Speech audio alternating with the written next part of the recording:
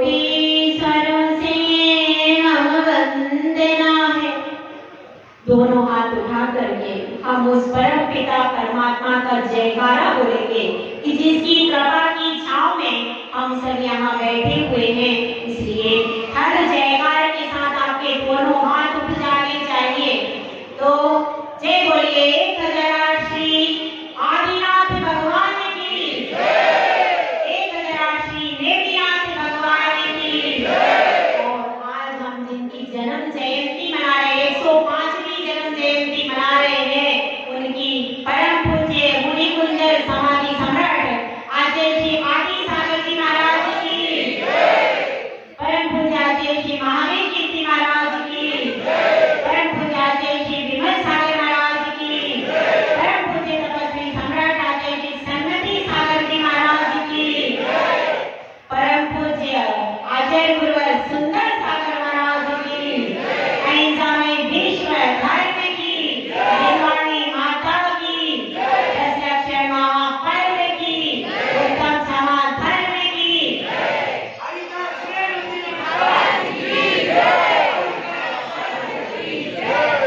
कभी कभी बाग के कोने में एक फूल खिलता है और कभी कभी बहार आ जाती है। ऐसे ही आज बेड़वा वाले बाबा के दरबार में बहार आ गई है। भव्य जीवों के कमल जो कभी इस कोने में खिलते थे, कभी उस कोने में खिलते थे, आज जहाँ देखो वहाँ पर कमल ही कमल खिले हुए हैं। ये बहार कहाँ आई है? ये आदिनाथ भगवान के दरबार में बाहर आई है कि उनकी कृपा तो पूरे प्रतापपुर में बरस रही थी, लेकिन एक साथ नहीं बरस रही थी। थोड़े थोड़े लोग आते थे और कृपा ले लेकर के चले जाते थे। अब वे सब एक साथ आ गए हैं, बाबा को धन्यवाद देने आ गए हैं। तो वो सारे फूल खिल गए। तो भैया फूल जो खिले हैं वो बाहर से खिल गए, बहुत अच्छा है। फूल कैसे खिलता है?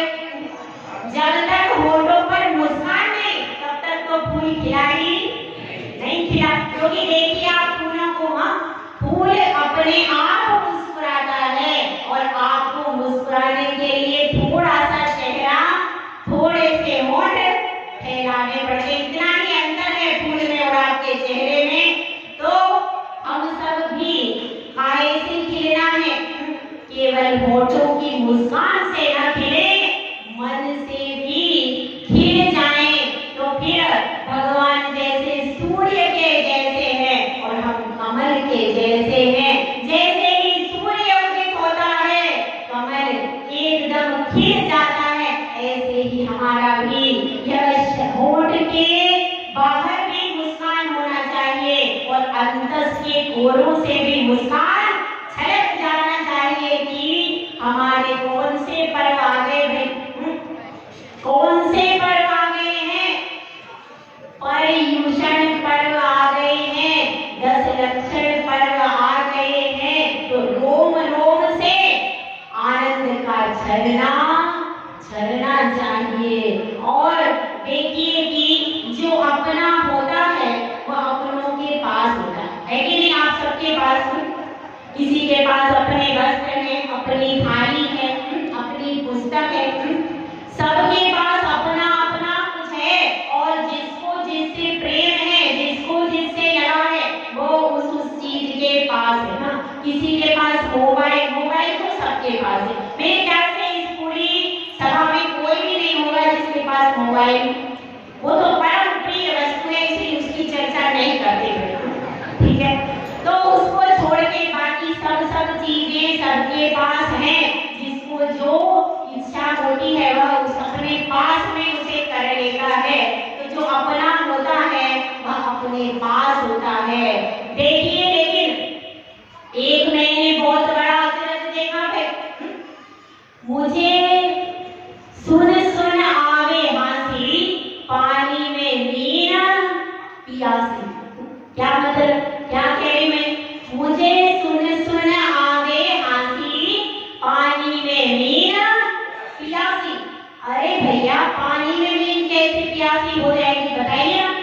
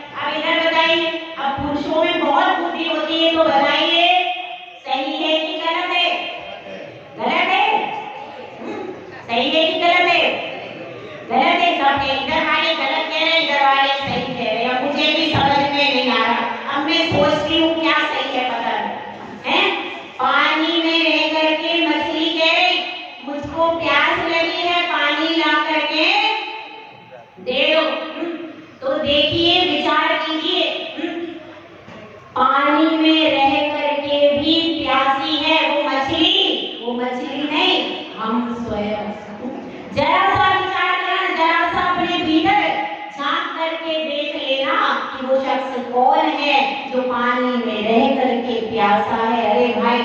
वो शख्स कोई और नहीं है, वह शख्स कोई परतापुर के बाहर नहीं है, वह परतापुर में ही है, वह आपके साथ ही है, आपके बीच ही है। और मैंने जैसा कि कहा था, जो अपना होता है वो अपनों के पास होता है। इसी तरह से आपका भी जो सब कुछ है, जो आपका अपना है, जो आपके साथ हमेशा रहता है, और फिर भी आप उसकी सुध बुध लेते नहीं हैं। आप कहीं और हैं और वह आपके साथ है। जिस तरह से कोई व्यक्ति होता है, कोई पतिव्रता स्त्री होती है और उसका पति कैसा होता है, उसका पति उसकी तरफ ध्यान नहीं देता। इस तरह से हमारी दशा है कि हमारा अपना कुछ ऐसा है जो हमारे साथ है, पर हमें उसकी चिंता नहीं है। वह कौन है? वह मछली कह रही है कि देखो मैं सच कह रही हूँ। अब मनुष्य उस पे हंस रहा, कह रहे मछली तू झूठ बोलती है, सारे दिन सागर में रहती और कहती है मैं प्यासी हूँ। भला तू कैसे प्यासी हो सकती? इतना बड़ा समुद्र और तू प्यासी? तो वह मनुष्य की ओर कहती है मछली, क्या कह रही मछली? मछली शिक्षा दे रही है कि रे मनुष्य, तेरे पास तो वीतरागी प्रभु है, तेरे पास गुरु है, तेरे पास जिनवाणी है, जरा देख। और जिनवाणी क्या कह रही है कि तेरा स्वभाव तो क्षमा धर्म है, तेरा स्वभाव तो शांत रहना है, पर फिर भी तू अपने स्वभावों के साथ में रहता नहीं है। हर समय विवाह के लिए तैयार बैठा है, और इसलिए जो तेरा अपना स्वभाव है, यह जो 10 लक्षण कर्म है, यह आत्मा का स्वभाव है। क्या है? आत्मा का मेरा अपना स्वभाव है ये 10 लक्षण धर्म, लेकिन मैं इन और मेरी आत्मा में 10 लक्षण धर्म हैं, आज भी हैं, अभी भी हैं, लेकिन उनकी तरफ मेरा ध्यान ही नहीं रहता। हम तो बाहर क्रोध, मान, माया, लोभ, ये सब विकारों में ही सारा परिणमन कर रहे हैं और अपने स्वभाव को बिसर गए हैं, भूल गए हैं। तो यह 10 लक्षण धर्म हमें चेताने के लिए आया है। उत्तम क्षमा धर्म यह याद दिलाने के लिए आया है कि हे भव्य जीवों, तुम जाग जाओ।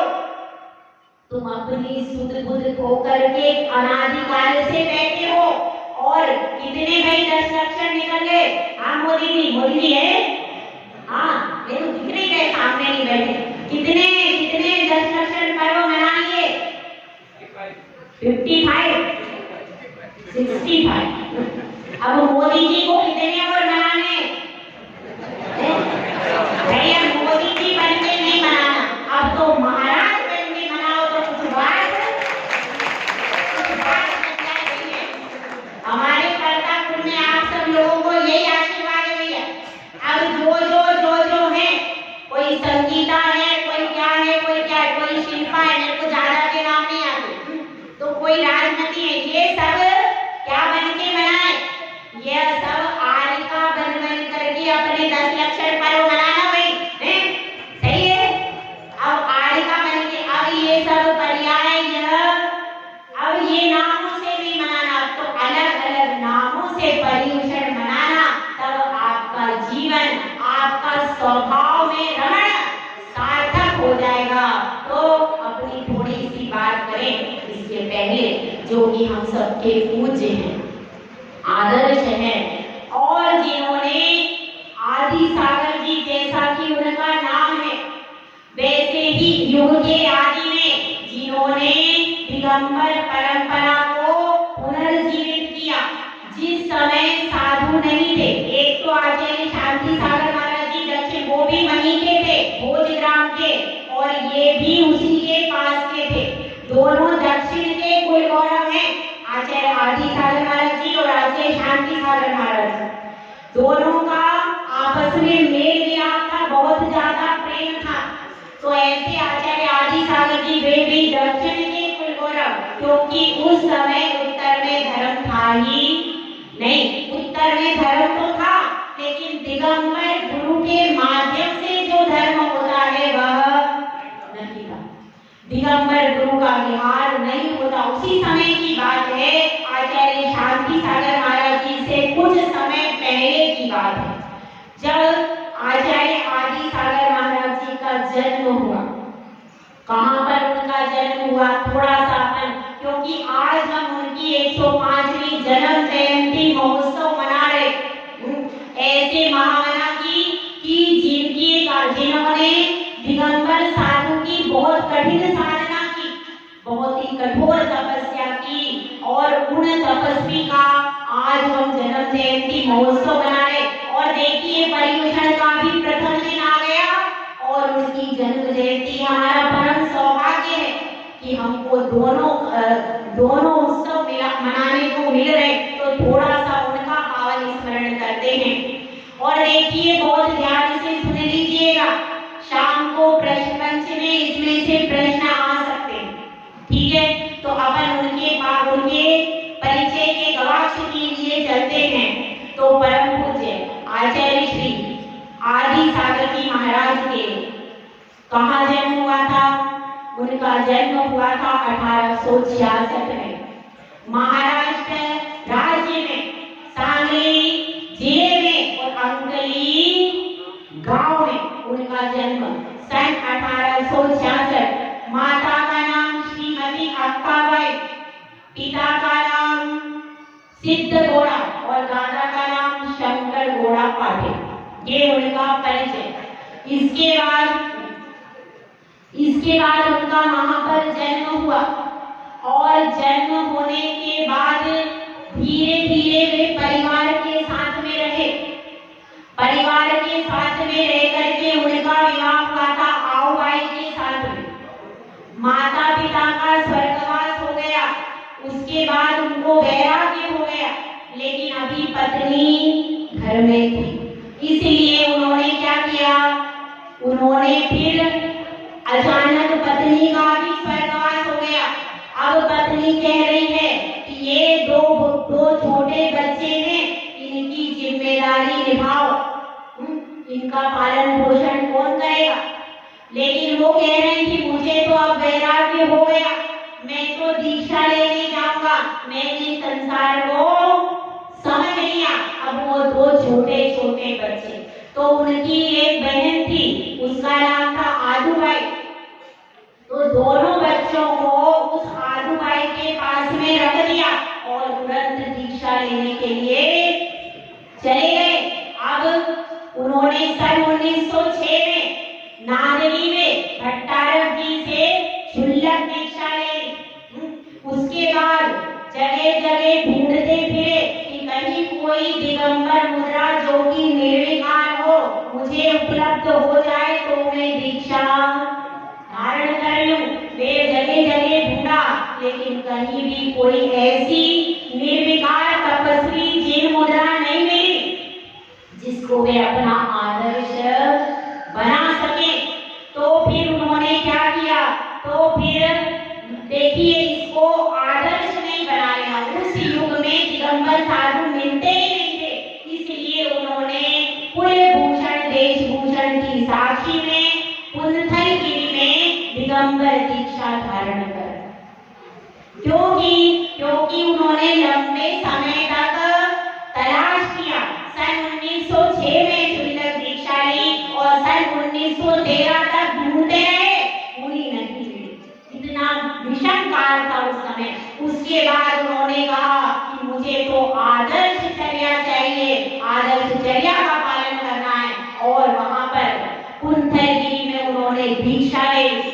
दीक्षा के बाद वे जन संपर्क से कोसों दूर गुफा में जाकर के बैठ जाते थे और 7 दिन में एक दिन आहार करते थे और एक ही वस्तु का आहार करते थे।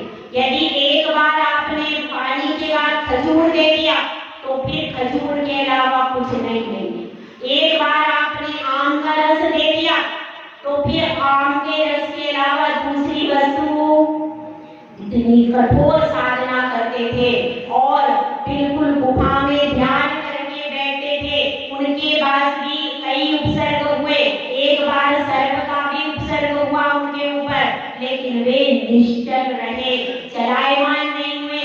एक दो बार सिंह भी आया है, लेकिन वे गुफा में रह करके बिल्कुल शांत चित्त होकर के ध्यान किया करते थे। और बचपन की उनकी विशेष घटनाएं थोड़ी छूट रही, उसको और बता देती हूँ। बचपन में विशेष पराक्रमी थे, नाश्ते में एक सेर मूंगफली खा लेते थे। और क्या उनका पराक्रम था, एक बार बच्चों ने उनको कमरे में बंद कर दिया, कमरे में बंद कर दिया तो उन्होंने मुक्के से दरवाजा तोड़ लिया और बाहर आ गए। उस दिन से वो विशेष पराक्रमी विख्यात हो गए।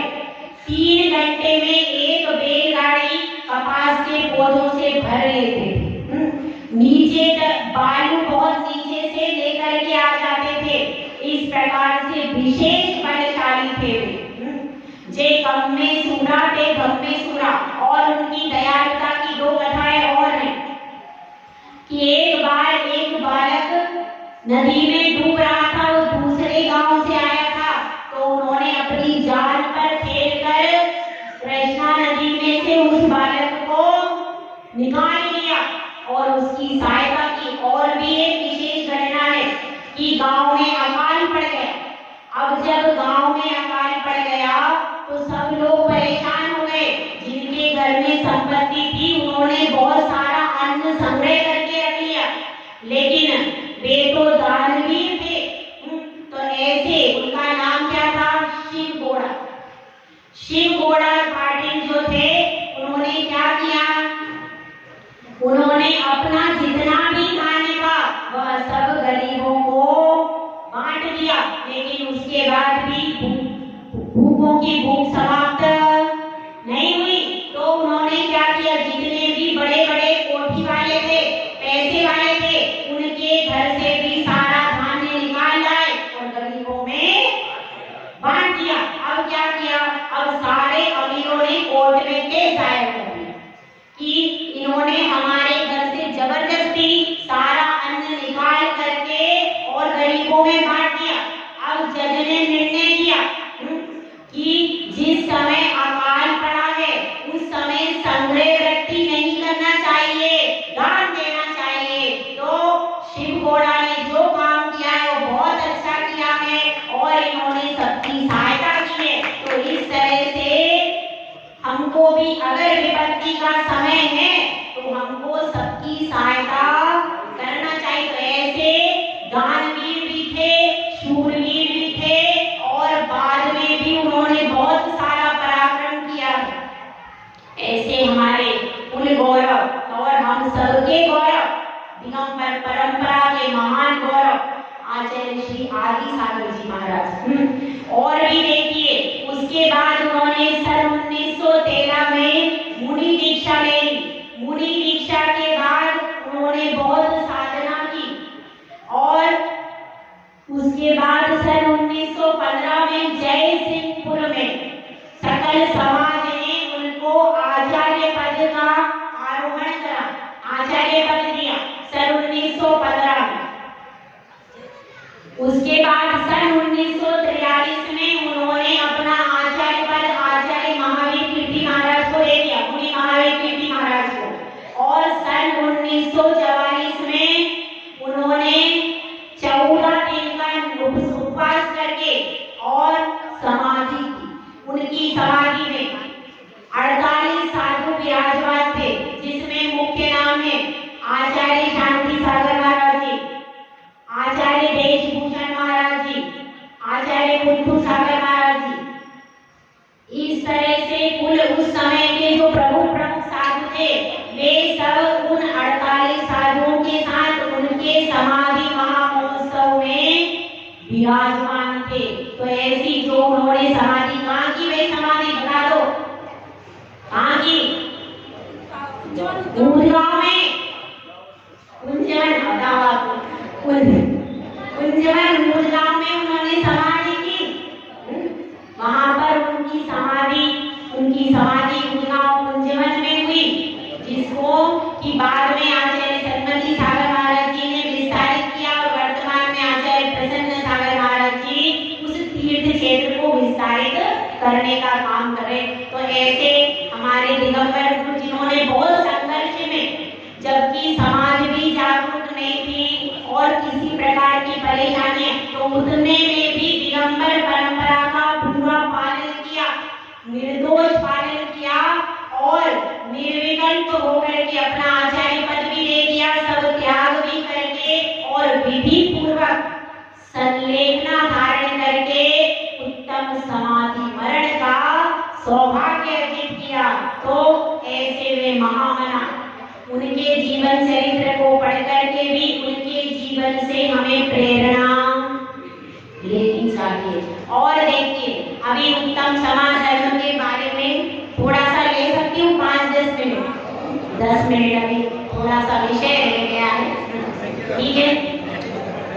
तो देखिए, उत्तम समाज धर्म के बारे में हम समझें, लेकिन हमारा परिचय किससे है भाई? अपने स्वभाव से परिचय नहीं है, विभाव से हमारा परिचय गहरा है। तो एक पोता था, यहाँ भी सब पोते वाले बैठे कि नहीं? पोते वाले थे ना सब लोग? हाँ, इधर सब पोते वाले लोग, ठीक है। तो एक दादाजी थे, उनका एक पोता था।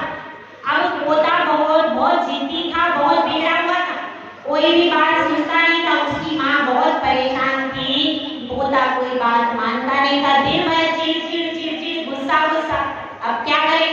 तो आप दादाजी के पास लेकर के आए कि ससुर जी आप ही कुछ करो। जब पानी सर के ऊपर से हो जाता है तो दादाजी को सौंप दो। सही है? सही है। अब क्या हुआ?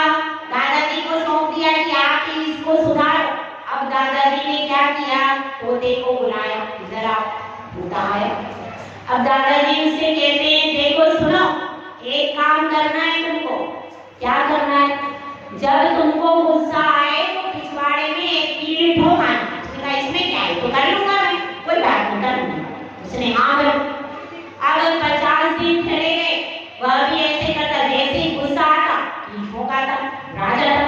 इस तरह से कई दिन। अब दादाजी ने कहा चलो मेरे साथ पिछवाड़े चलो। गुस्सा चला गया। उसने कहा तूने कील ठोकी? हाँ, आपने कहा था मैंने ठोकी। अच्छा, बहुत अच्छी बात है। अब ऐसा करो, इन कीलों को बाहर निकालो। उसने बड़ी मुश्किल हुई, बहुत कठिनाई से उसको लेकर के, प्लास आदि लेकर के एक कील, क्योंकि ठोकना तो आसान है पर उखाड़ना कठिन पड़ता है। उसने तो बस थोड़ा परेशान भी हो गया, लेकिन उसने सब निकाल लिया। अब दादाजी कहते हैं बहुत अच्छा कर दिया। अब ऐसा करो, इस दीवार में जो छेद है उनको पूर दो। वो कहता है कि दादाजी ये तो दीवार दूसरी बनानी पड़ेगी, ये कैसे होगा? ये तो अब निशान मिट नहीं सकते। तो दादाजी कहते हैं कि बेटा सुनो, मैं यही कह रहा हूँ, जब इन कीलों के निशान इस दीवार से नहीं मिट सकते तो मेरे बेटे, जब क्रोध कषाय में जो शब्द बोलते हो वो घाव भी जीवन भर मिटते मन की दीवार से नहीं है। तो मन की दीवार पे तुम उन शब्दों के घाव कैसे मिटाओगे? जरा याद करो, कैसे मिटाओगे? जरा विचार करो। जिंदगी निकल जाती है, लेकिन जो उस कड़वी बोली के घाव होते हैं, बोली के घाव मिट जाते हैं, लेकिन कड़वी बोली के घाव नहीं मिटते हैं। इसीलिए थोड़ा थोड़ा अपना विचार करना कि हम किसको, क्या, कब, कितना, कहाँ, कैसे बोल गए, कोई हिसाब किताब रखना। अगर अपनी बोली का हिसाब नहीं है तो अपनी डोली जब अर्थी उठेगी तो उसका भी हिसाब नहीं लग पाएगा कि हमने कितना पुण्य कमाया, इसका हिसाब नहीं लग पाएगा। इसीलिए विचार कर लेना। और देखिए, अंधेरे ने सूरज से कहा, अंधेरे ने जाकर के परमात्मा के पास कहा, ये सूरज बहुत दुष्ट है, ये सूरज है मुझे जन्मने नहीं देता, मेरा विनाश करता है। तो सूरज कहता रहता है। परमात्मा सुनो, उस अंधेरे को कहो मेरे सामने आके खड़ा हो जाए। अगर उसकी ताकत है तो सामने आके खड़ा हो जाए। तो भाई जहां पर क्षमा रहती है वहां पर क्रोध खड़ा नहीं हो सकता, क्योंकि क्रोध और क्षमा साथ में, अगर क्षमा का सूरज आएगा तो क्रोध का अंधेरा अपने आप चला जाएगा। और एक पौराणिक आख्यान से अपनी बात समाप्त करूं, क्योंकि समय ज्यादा हो गया, विषय तो बहुत सारा था। तो देखिए क्षमा कैसे की जाती है, इसका एक छोटा सा पौराणिक आख्यान है, आप सब जानते हैं, जिसको महाभारत के युद्ध का आख्यान है। महाभारत का युद्ध चल रहा था और उस समय महाभारत के उस युद्ध में द्रोणाचार्य ने द्रौपदी के 5 पुत्रों को मौत के घाट उतार दिया। द्रौपदी बहुत दुखी है, बाल बिखरे हुए हैं, आंखों से आंसू बह रहे हैं, कुछ उसने खाया नहीं है। अरे एक पुत्र को कुछ हो जाए तो माता की छाती फट जाती है। 5 पुत्रों को लेकर के इस माता की क्या दशा होगी, जरा कल्पना कीजिए। 5 पुत्रों को लेकर के बैठी है वो और बहुत दुखी है, आंखें लाल लाल हो गई हैं, आंसू बहे जा रहे हैं, अपनी सुध-बुध नहीं। ऐसे समय पर उनके जेठ जी आते हैं। कौन है भाई जेठ जी? भीम आते हैं और कहते हैं, हे द्रौपदी सुनो, मैं अश्वत्थामा को ले आया हूं, जिसने तुम्हारे पुत्रों की हत्या करी थी ना, आज मैं उसका पुत्र लेकर के आया हूं। अब तुम इससे बदला ले सकती हो, ये तुम्हारे सामने खड़ा है। द्रौपदी अपनी झुकी हुई पलकों को उठा करके एक बार ऊपर की ओर देखती है। लाल लाल आंखें हैं, सूजी हुई आंखें हैं, बाल बिखरे हुए हैं और वह देख रही है अश्वत्थामा की तरफ और देखती है, केवल एक नजर देखती है और अपनी पलकें नीचे कर लेती है। भीम पूछता है, क्या हुआ द्रौपदी, तुमने कुछ कहा नहीं? एक इशारा करो, इसके सिर के टुकड़े टुकड़े कर दूंगा। अभी बोलो, एक इशारा करो, एक इशारा। द्रौपदी कहती है, नहीं भीम, नहीं, मैं इसे क्षमा करती हूँ, मैं इसे बंधन से मुक्त करती हूँ। नहीं, यह अपराधी है, इसने अपराध किया है। इसने अपराध नहीं किया है, इसके पिता ने अपराध किया है। उसके पिता की अपराध की सजा मैं इसकी मां को नहीं दूंगी। ये भी किसी की मां के कलेजे का टुकड़ा है और मैं इसे क्षमा करती हूँ, ताकि जैसे आज मैं तड़प तड़प के रो रही हूँ, कल इसकी मां तड़प तड़प कर ना रोए। ये है क्षमा। द्रौपदी चाहती तो उसी समय अश्वत्थामा के लिए आदेश दे सकती थी, लेकिन उसने सोचा कि नहीं, मैं भी एक मां हूं और वो भी एक मां है। उसमें सामर्थ्य थी, भीम में सामर्थ्य थी, लेकिन सामर्थ्य होने के बाद भी जो अपने सामर्थ्य का उपयोग नहीं करता है और फिर भी क्षमा कर देता है। अश्वत्थामा कह रहा कि हे द्रौपदी, ये तुमने क्या कर दिया? मैं पश्चाताप की अग्नि से जला जा रहा हूं, मुझे क्यों मुक्त कर दिया? मुझे सजा दे दो, मुझे वध कर दो। वो कहती है कि नहीं, अगर किसी को मारना है तो क्या मारना, तलवार से उसको मार दो, क्षमा के उपहार से उसको क्षमा कर दो। जीवन भर वो व्यक्ति तुम्हें भूल नहीं पाएगा और आपने एक बार यदि उसको कुछ कह दिया तो वह जीवन भर आपका शत्रु बन जाएगा और क्षमावान कभी सिर उठाता नहीं है।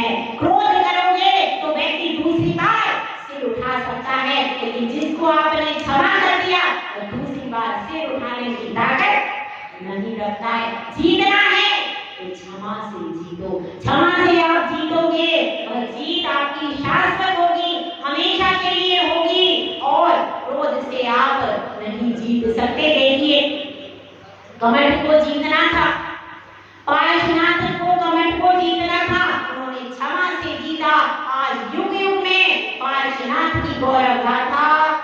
गाई जाती है।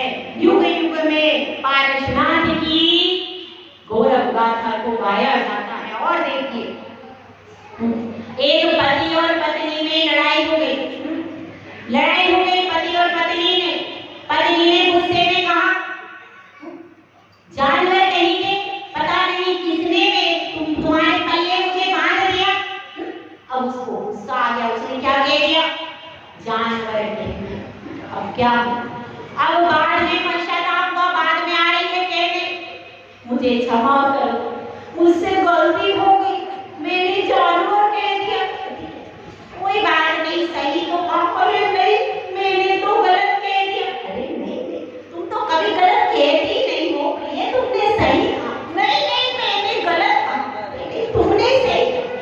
अब वो मानने को तैयार है। अब क्या हुआ, अब पति कह रहा है कि प्रिय सुनो, तुमने बिल्कुल ठीक कहा। नहीं, आप सज्जन पुरुष हो, मैंने ऐसा कह दिया। पति कह रहा है कि नहीं, सुनो, मैं सज्जन पुरुष तब था जब मैं कुंवारा था। सुनो, मैं तब सज्जन पुरुष था जब मेरा विवाह हुआ। 2 तेरे 2 मेरे हो गए 4, हो गया जानवर। उसके बाद 2 और आ गए, तुम्हें 6 पैर का बन गया। उसके बाद 2 और आ गए, तुम्हें 8 पैर का। बताओ, मैं तो जानवर हूँ, तूने तो सही कहा है। अब इसमें पश्चाताप की क्या बात है।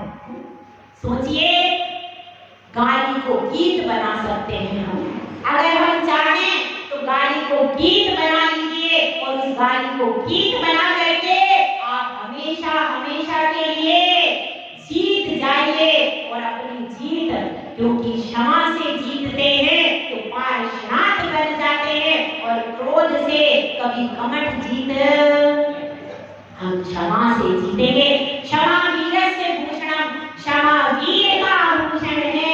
और उस आभूषण को कभी अपने गले से अलग नहीं कीजिए। जो अपना है, एक मिट्टी होती है, उसमें कंकड़ होते हैं। वह मिट्टी बहुत तपी हुई मिट्टी है, कुम्हार लेकर के आया, ये तपी हुई मिट्टी, क्रोध से तपी हुई मिट्टी, उसको लेकर के आया, क्षमा का पानी डाल दिया मिट्टी में, मिट्टी भूल गई, धीरे धीरे ठंडी पड़ गई है वह मिट्टी। उस मिट्टी की कहानी आगे भी चलेगी, उस मिट्टी की कहानी पूरे आपके परिभूषण पर्व में चलेगी। आज हम इतनी सी बात कह करके विराम लेंगे कि उत्तम क्षमा का क्या अर्थ है। ऊ का अर्थ है उत्थान, और ता का अर्थ है तल्लीनता, और मां का अर्थ है महान। जो उत्थान के पथ पर तल्लीनता से चल करके महानता की ओर ले जाता है, वह है उत्तम। और क्षमा कर्म को समझेंगे तो क्षमा शब्द का अर्थ होता है क्षय, और मां का अर्थ होता है मात। जो मात अर्थात हार को क्षय कर देता है, वह होता है क्षमा। तो ऐसी उत्तम क्षमा का दीप सब लोग अपने अपने हृदय में जलाएं, हमेशा के लिए जलाएं, और स्वभाव में लौट करके आए। जय बोला जैसी सुंदर सागर महाराज की जय।